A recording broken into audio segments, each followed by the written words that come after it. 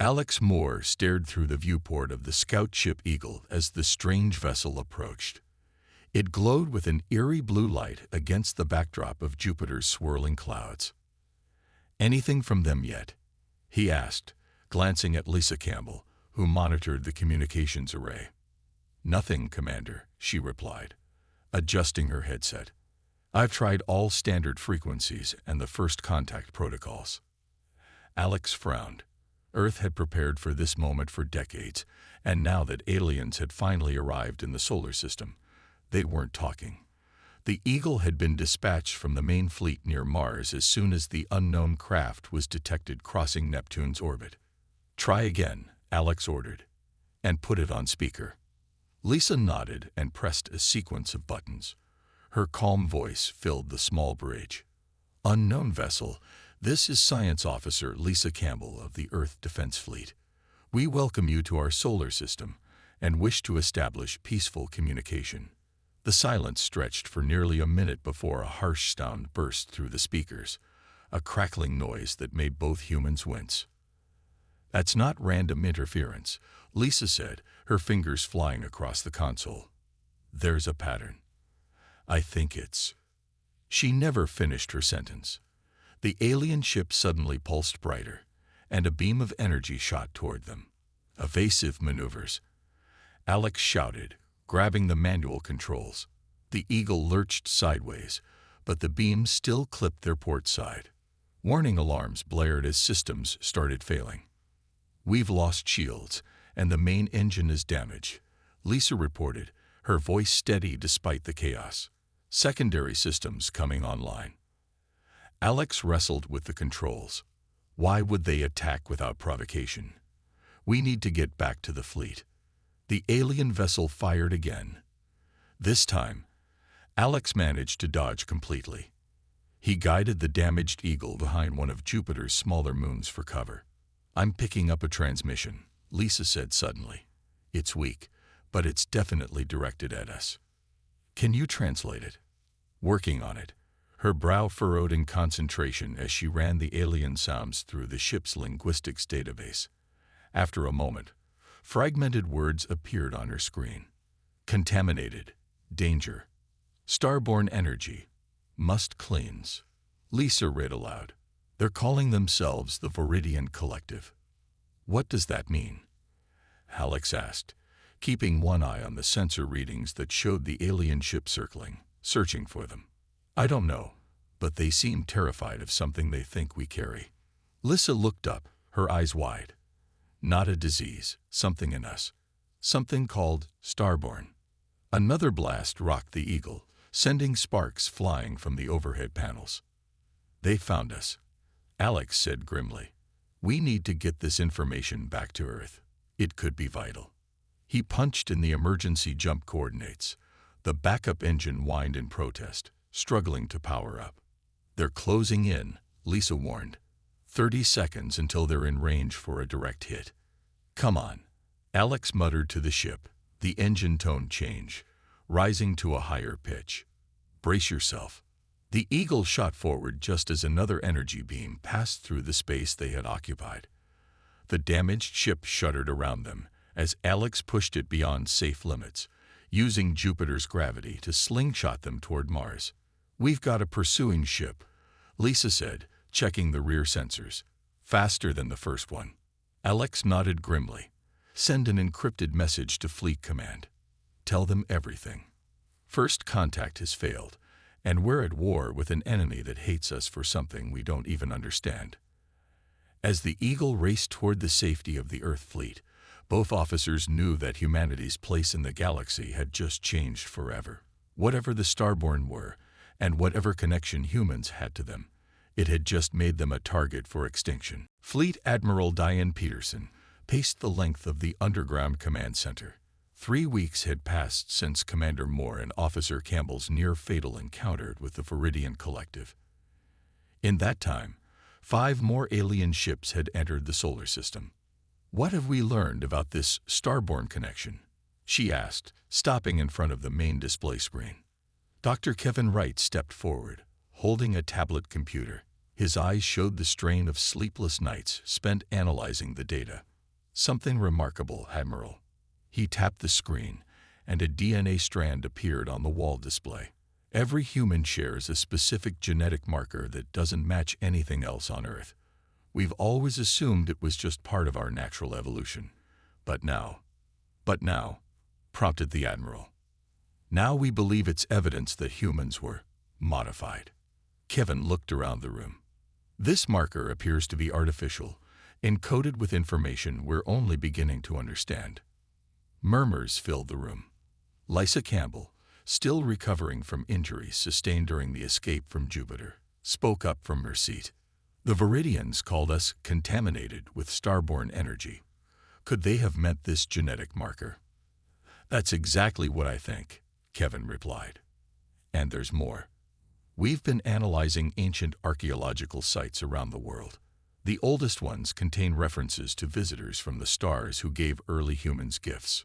He showed images of cave paintings, stone tablets, and clay figurines from different continents, all depicting similar scenes: tall beings surrounded by stars, touching the foreheads of human figures. These aren't just myths, Kevin continued. Carbon dating puts some of these artifacts at over 50,000 years old, and this symbol appears in all of them. He pointed to a distinctive spiral pattern. We found the same pattern encoded in the unusual genetic marker. Admiral Peterson frowned. So an ancient race visited Earth and changed our ancestors. The Starborn, Kevin nodded. And based on what we've learned, they were immensely powerful. The aliens who attacked us feared them enough to travel across the galaxy to destroy anything connected to them. Why would these Starborn interfere with our evolution? Asked a senior officer. Lisa spoke again, her voice quiet but clear. While analyzing the Viridian transmission, I found references to void hunters. It seems the Viridians and their allies have spent millennia hunting down any trace of Starborn influence. They believed the Starborn were dangerous, that they wielded energies that threatened the natural order. Kevin added, there's evidence the Starborn visited hundreds of worlds. Earth might be one of the last places where their legacy survives. The room fell silent as the implications sank in. Humanity wasn't just facing an alien threat. They were caught in an ancient conflict they knew nothing about. Admiral Peterson finally broke the silence. So we're targets because we carry some genetic leftover from a long-dead race. Can we remove it? It's too deeply integrated, Kevin replied. It's part of what makes us human now. And, he hesitated, some of us believe we shouldn't remove it even if we could. This marker might be more than just a signature. It could be a gift. A gift that's bringing destruction to our doorstep, Peterson said grimly. The meeting was interrupted by an urgent alert. A young officer rushed in. Admiral, we're detecting multiple ships entering the solar system from different directions, much larger than anything we've seen before. Peterson's expression hardened. It seems we've run out of time for research. Whatever legacy these Starborn left us, we need to figure out how to use it. Because right now, we're facing enemies with technology far beyond our own, and they won't stop until every human is dead. Kevin looked down at his tablet, where complex patterns flowed across the screen. The question is, Admiral, what exactly did the Starborn intend for us to become? Lieutenant Jack Howard gripped the controls of his fighter as another explosion lit up the darkness of space. His squadron had launched 10 minutes ago. Already, half his pilots were gone. Keep formation, Bravo team, he ordered, his voice calm despite the chaos. Target the smaller ships first. The alien armada had appeared 3 days ago, over 50 vessels of various sizes, all with weapons Earth's defenses couldn't match. This was humanity's third desperate counterattack. I've got 2 on my tail, called pilot Sammy Garcia. Her voice strained. On my way, Jack replied, banking his fighter sharply and firing his thrusters. He lined up a shot on one of the pursuing alien craft and fired. The energy blast connected, sending the enemy ship spinning away. Back on Earth, in the underground command center, Communications Officer Natalie Green worked frantically to decode intercepted alien transmissions. For weeks, she had listened to the strange languages, feeding patterns into the computer systems. "I think I've got something," she said, looking up at Admiral Peterson. "It's not just the Viridians. There are at least 5 different species coordinating this attack." She displayed a translation on the main screen.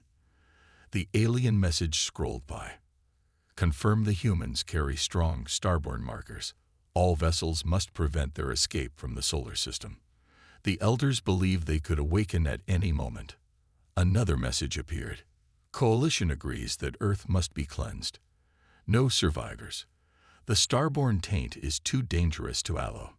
Admiral Peterson studied the messages grimly. "They formed an alliance against us. How many civilizations are involved?" "At least 12, Natalie replied. "From what I can piece together, they call themselves the Purity Coalition. They've been hunting down starborne influence for thousands of years." In space, Jack's fighter shook as enemy fire grazed his shields. Earth's orbital defense stations were falling one by one. The main fleet had been reduced to less than 40% strength. "All fighters, return to Earth," came the order from Fleet Command.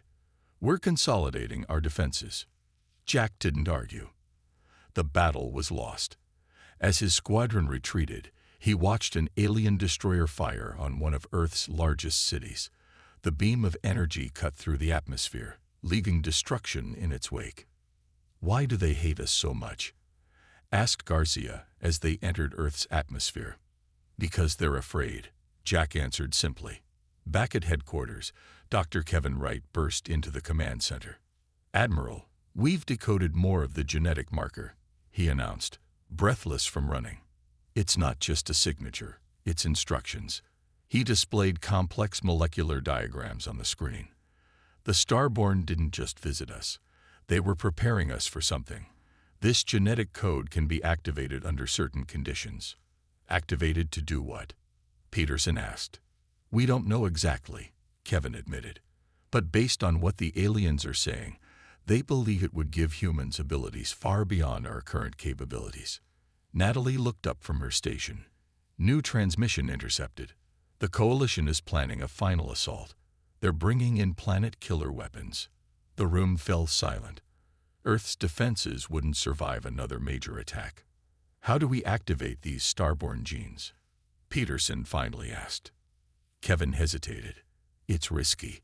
We've only begun to understand the process. It could kill the test subjects. We're all dead anyway if we don't try something," Peterson pointed out. "How soon can you be ready?" "We have a chamber prepared. If we had volunteers." Jack Howard, who had just arrived from the landing bay, stepped forward. "I volunteer, sir." Peterson looked at the young pilot, noting his determination. She nodded slowly. "Set it up, Doctor. If these aliens are so afraid of what humans might become, perhaps it's time we found out exactly what the starborne left inside us." Outside, the sky filled with the ominous shapes of more alien ships entering Earth's atmosphere. Military scientist Olivia Martinez stared at the readings on her screen.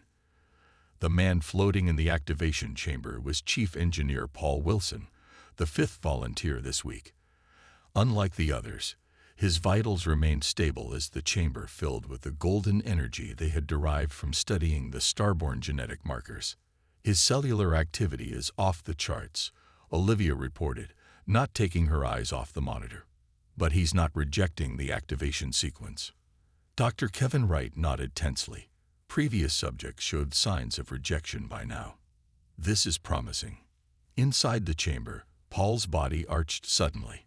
His eyes snapped open, glowing with the same golden light that surrounded him. The chamber's glass walls vibrated as energy surged. "Should we abort?" asked a technician. "No," Kevin said firmly. "He's still stable. This could be it."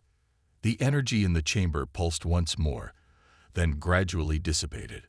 Paul floated down slowly until his feet touched the floor. He stood perfectly still, eyes closed. "Paul." Olivia spoke into the microphone. "Can you hear me?" His eyes opened. They were normal again, but something about his gaze seemed different. More focused, more aware. "I hear you," Paul replied, his voice steady. And much more. After medical checks confirmed Paul was stable, the team brought him to a testing area. Security Chief Ryan Cooper watched skeptically from the corner, arms crossed. "I still think this is a mistake," Ryan muttered. "We're becoming what they fear." "We're becoming what we were meant to be," Kevin countered. "Paul, can you describe what you're experiencing?" Paul held up his hand, studying it with fascination.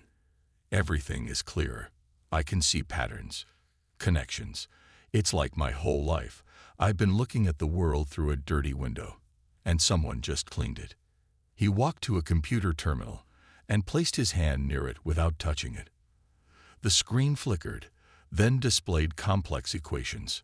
"I can feel the energy flowing through everything," Paul explained. "Not just electricity, something deeper." Olivia approached with a complex mechanical puzzle that had taken engineers days to solve. "Try this." Paul studied it for just seconds before his fingers began manipulating the pieces. The puzzle was solved in under a minute. "Impressive party trick," Ryan said. "But how does this help us fight off an alien invasion?" The building shook as explosions sounded in the distance.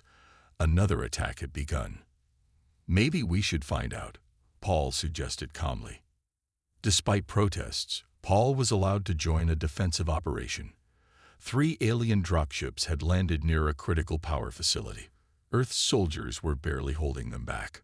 Paul arrived with a small team including Ryan, who insisted on keeping an eye on the awakened engineer. The soldiers looked doubtful when told this civilian might help turn the tide. "Stay back and observe," Ryan ordered Paul. That's all. But when a massive alien walker emerged from one of the dropships, crushing everything in its path, Paul stepped forward. He raised his hands, and a golden energy similar to what had filled the activation chamber began to flow around him. "What are you doing?" Ryan hissed. "I can see its weak points," Paul replied.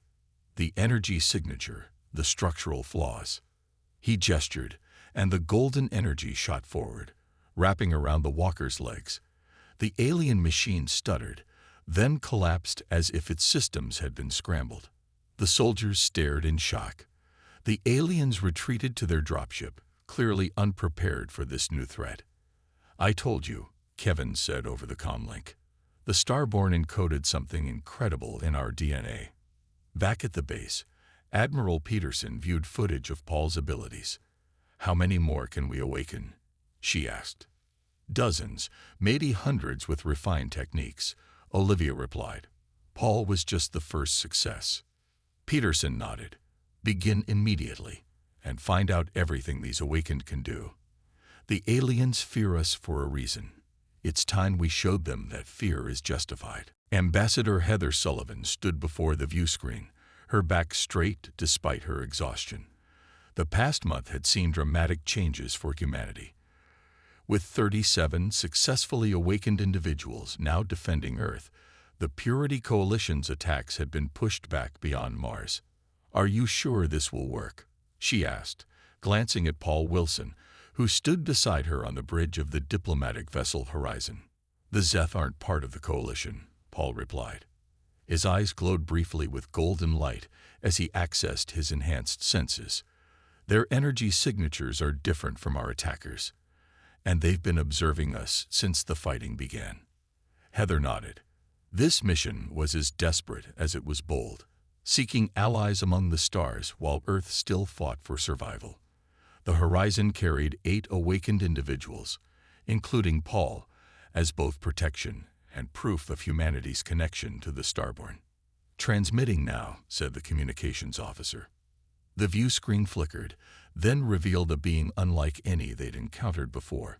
Tall and slender with iridescent skin that shifted colors like an opal, the alien had 4 arms and large, multifaceted eyes. "I am Terrell, Elder Speaker of the Zeth Confederation," the alien said in perfect English.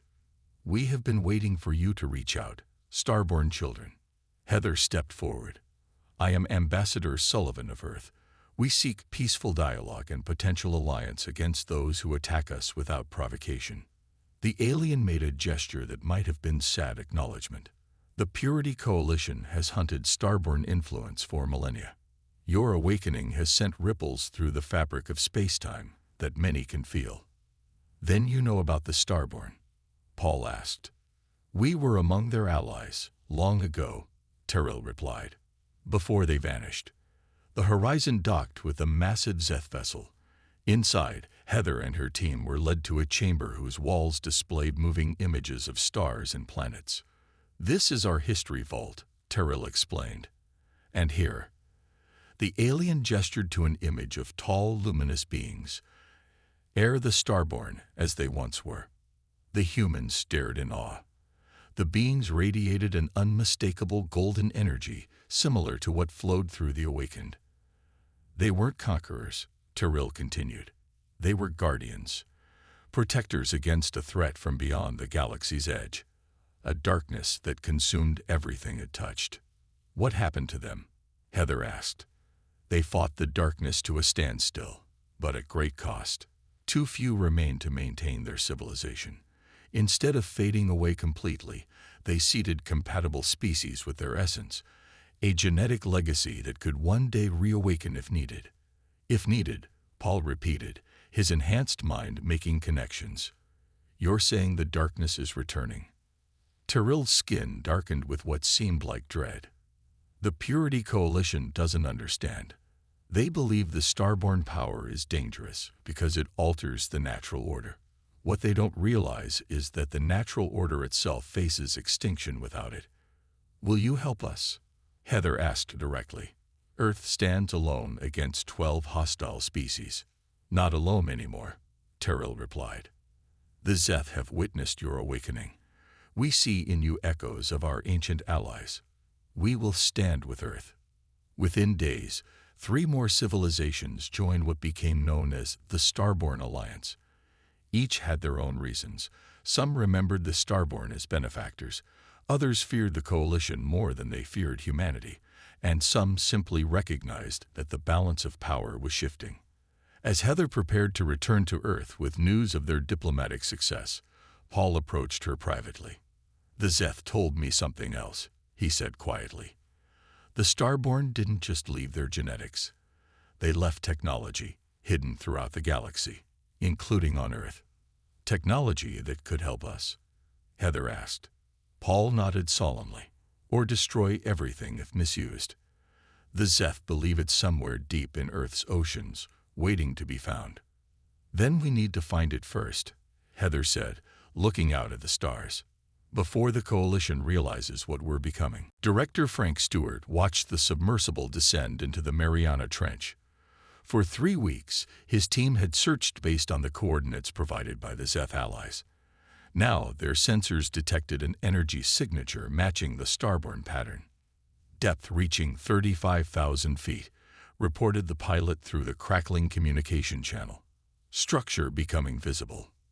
On the surface ship's monitors, blurry images appeared of something distinctly artificial among the ocean floor formations. A massive curved surface embedded in the rock, untouched by millions of years underwater. It's incredible, Frank breathed. It's been here all along. Paul Wilson stood beside him, golden energy occasionally flickering in his eyes as he studied the images.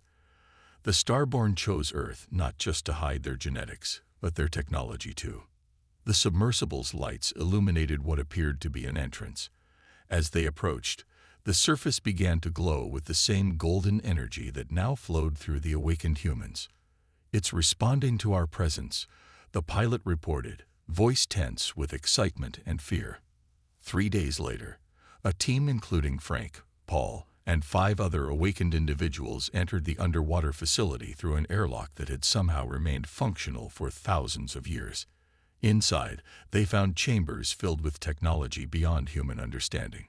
These symbols match the patterns in our genetic code, said Olivia Martinez, running her hand along a wall covered in flowing script. As she touched it, the entire wall illuminated. Paul walked to the center of the main chamber where a pillar of crystal rose from the floor. This is what the Zeth described. The beacon. What exactly does it do? Frank asked, approaching cautiously. It's designed to broadcast a signal, Paul explained, his awakened mind interpreting the facility's purpose. A signal that could reach across the galaxy, activating dormant starborn genetics in compatible species. Like a switch, Frank realized, turning on the same abilities in other races that we've awakened in ourselves. But much more powerful, Paul added. This wouldn't just affect a few hundred individuals like our activation chambers. This could potentially affect billions across thousands of worlds.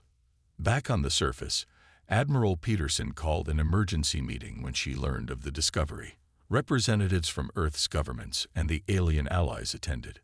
It's a weapon, argued Ryan Cooper, who had reluctantly joined the Awakened program after seeing its success. We could use it to cripple the Coalition. They wouldn't be able to control their own populations if starborn genetics activated everywhere. Or it could be a way to end this war peacefully, countered Heather Sullivan. If enough beings across the galaxy awaken, they might understand what the starborn were trying to protect us from. It's too risky, Peterson said. We don't know what would happen. Their debate was interrupted when alarms blared throughout the facility. A junior officer rushed in. Admiral, the Coalition has launched their final offensive. Over 200 ships have entered the solar system. They're not just targeting military installations. They're targeting population centers. Satellite images showed the massive armada approaching Earth. Even with their awakened defenders and alien allies, humanity couldn't hope to repel such a force. They must have learned about the facility, Frank said grimly. They're trying to destroy it before we can use it. Then we have no choice, Peterson replied after a moment of heavy silence. Director Stewart, how quickly can the beacon be activated?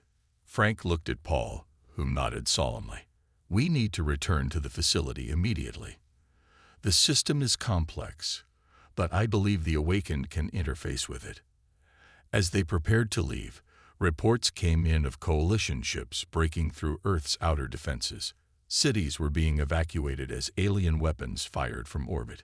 If we do this, there's no going back, Heather warned. We'll be changing the course of galactic history. If we don't, Peterson replied, watching the displays showing Earth under attack. There won't be any humans left to worry about history. Frank gathered his team, determination in his eyes. Then let's make sure the Starborn chose the right species to carry their legacy. Earth burned. From the command center beneath what remained of New York City, Admiral Diane Peterson watched live feeds from around the world. Coalition forces had destroyed most major cities. The remaining human military forces fought bravely, but were overwhelmed by superior numbers and technology. Status of the underwater facility, she asked, her voice hoarse from hours of issuing evacuation orders. Still secure, replied the communications officer. Director Stewart reports they're ready to activate the beacon. Peterson closed her eyes briefly. This decision would change everything, not just for Earth, but for countless civilizations across the galaxy. But with humanity facing extinction, there was no other choice. Give them the authorization, she ordered. Full activation. Deep beneath the Pacific Ocean, Frank Stewart stood with Paul Wilson and 5 other awakened humans around the crystal pillar. The facility hummed with energy, responding to their presence. Are we sure about this? Asked Olivia Martinez, her hands hovering above the control interface. We're out of options, Frank replied. The Zeth warned that activating the beacon would send a message to every corner of the galaxy. It will cause an immediate awakening in all beings with compatible starborn genetics. Paul nodded grimly. And a warning to those without. They received Peterson's authorization code, and Frank entered the final sequence. The 7 awakened placed their hands on designated positions around the pillar. Golden energy surged through their bodies, connecting them to the ancient technology. Together, Frank instructed, channel the energy like we practiced. The crystal pillar began to glow, brighter and brighter, until it was painful to look at directly. The entire facility trembled as power built up, drawing not just from the awakened humans, but seemingly from Earth itself. It's working, Olivia shouted over the growing roar. The pillar shot a beam of golden light upward, cutting through miles of ocean water as if it weren't there. From space, observers watched as a brilliant column erupted from the Pacific, stretching impossibly outward in all directions at faster than light speed. Throughout the galaxy, the message spread. Asterisk, we are the inheritors of the Starborn. Their power flows through us now. Cease hostilities against Earth immediately, or face the consequences of our awakened might. We offer knowledge and cooperation to those who seek peace, and warning to those who threaten us. Earth will never again be vulnerable. Asterisk. On the Coalition flagship, the Supreme Commander of the Viridian forces watched in horror as golden energy washed over his vessel. His crew began to collapse, some crying out in pain while others stared in wonder at their hands as energy flickered beneath their skin. It's happening to us too, his second-in-command whispered. We carry the taint.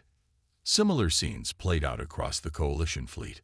Species that had hunted starborn influence for millennia discovered they too carried the genetic markers, planted there long ago, waiting to be activated.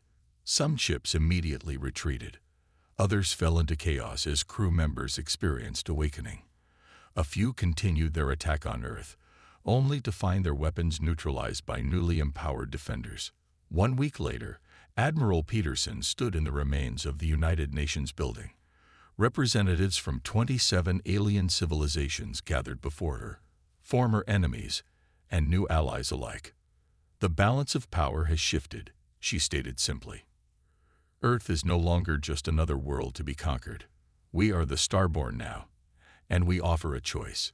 Join us in preparing for the greater threat that the original Starborn fought against, or stay out of our way. A Viridian representative stepped forward, golden light occasionally flickering in his eyes. Many of our people have awakened too. The Coalition is fractured. Some wish to continue fighting, but others. He paused. Others believe we misunderstood our own history. The Starborn weren't our enemies. Then let today mark a new beginning, Peterson replied. The original Starborn seeded their legacy throughout the galaxy not to conquer, but to protect. Now we must learn to use these gifts wisely. As the summit continued, Paul Wilson stood at a window, looking at the stars. The beacon's energy had changed everything, just as the ancient guardians had intended. Humanity had evolved from victims to leaders in one desperate gamble. We warned them, he said quietly to Frank, who joined him at the window. Now we have to prove we deserve this power. Frank nodded. The real challenge begins now. Out among the stars, the message continued to spread, awakening potential in countless beings. Asterisk, the Starborn have returned. The galaxy will never be the same. Asterisk. 5 years had passed since Earth sent its warning to the galaxy. The planet had changed beyond recognition. Cities destroyed in the war now featured stunning architecture that blended human design with Starborn technology. Golden energy flowed through transparent pathways, powering everything from homes to transportation systems. Paul Wilson walked through the new Galactic Council headquarters built where Washington, D.C. once stood. Representatives from 63 civilizations now regularly gathered here, their ships constantly coming and going from Earth's orbit. Director Wilson, the Zeth delegation has arrived, said his assistant. Paul nodded. He still found his new title strange. After Admiral Peterson became Earth's first galactic representative, she had appointed him to lead the Starborn Research Division. And what about our deep space monitoring stations? Paul asked. Still no activity beyond the galaxy's edge, the assistant replied. But the Zeth insist their ancient records are clear about the threat. In the grand meeting chamber, Elder Tyrell of the Zeth waited. The tall alien skin shimmered with subtle golden patterns, a sign of their own Starborn awakening. Paul Wilson, Tyrell greeted him formally. We bring troubling news. The darkness, Paul asked immediately. Traces have been detected in the Andromeda galaxy. It moves slowly, but with purpose.